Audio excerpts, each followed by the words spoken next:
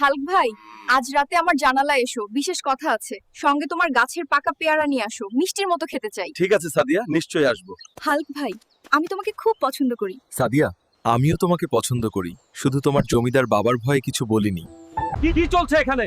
Hulk, আমার মেয়ের সাথে কি করছো? বাবা, আমি হাল্ককে ভালোবাসি, ওকেই বিয়ে করতে চাই। যদি সুন্দরবন থেকে একটা বাঘ ধরে আনতে পারিস তাহলে তোকে আমার মেয়েকে দেব। ঠিক আছে কাকা বাবু, বাঘ নিয়েই আসবো। কে এসেছিস আমার রাজ্যতে?